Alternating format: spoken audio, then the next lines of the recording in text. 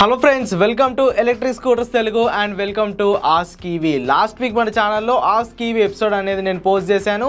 So ఆ video కింద వచ్చిన కామెంట్స్కి ఈ వీడియోలో నేనైతే రిప్లై ఇవ్వబోతున్నాను.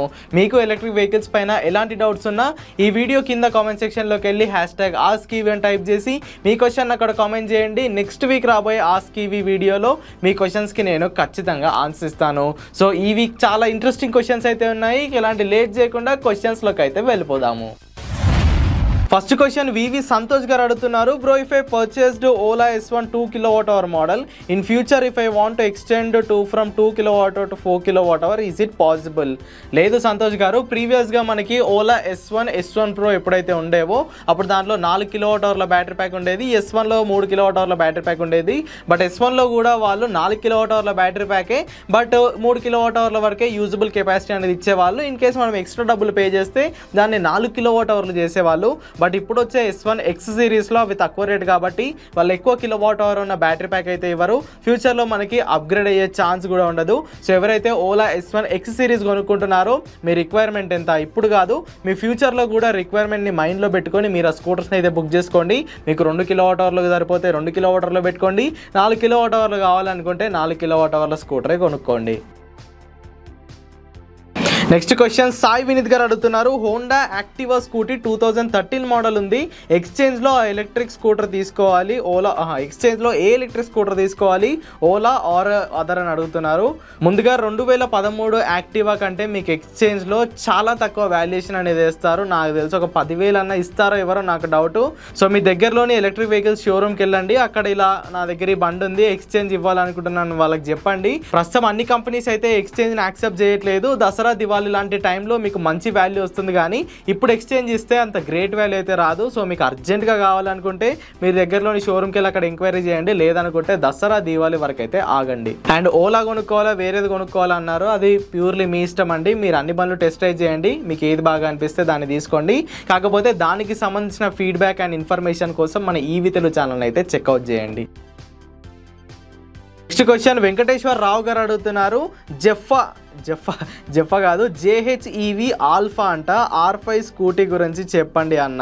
చూసారుగా మీరు, JHEV ఆల్ఫా అంటే నాకు అది జెఫా లాగా అర్థమైంది.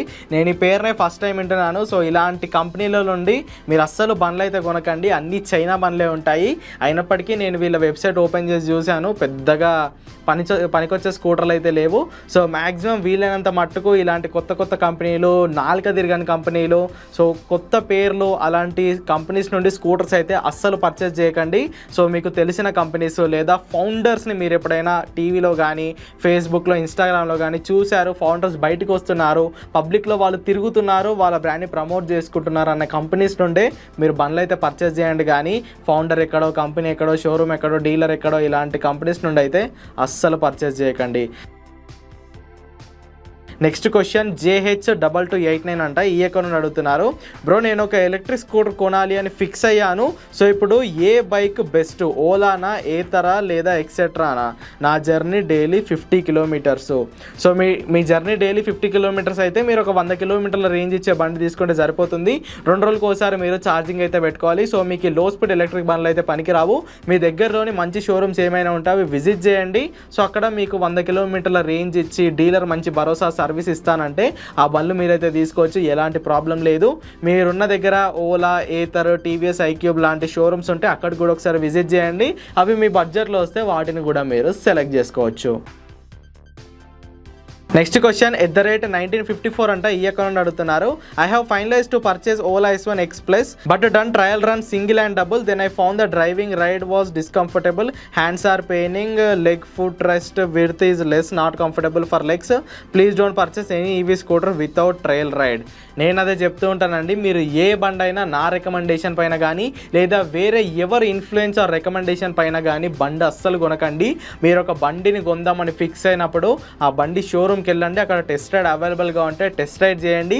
మీకు మొత్తం కంఫర్టబుల్గా అనిపిస్తేనే మీరు ఆ బండిని పర్చేస్ చేయండి. ఎందుకంటే ఎవరో ఎన్నో మాటలు చెప్తారు, వాళ్ళు మాట మాత్రమే చెప్తారు. మీరు 4 నుండి 5 సంవత్సరాల బండిని నడుపుతారు కాబట్టి ఆ బండి మీకు కంఫర్ట్ ఉందా లేదా అనేది మీరు ఒక్కసారి ఆ బండిని నడిపితేనే మీకైతే అర్థమవుతుంది.